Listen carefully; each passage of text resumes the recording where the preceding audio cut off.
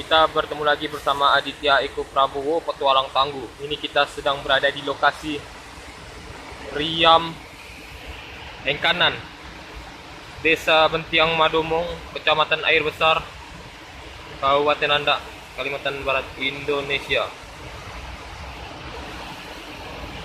Kita berada di Riam Kanan.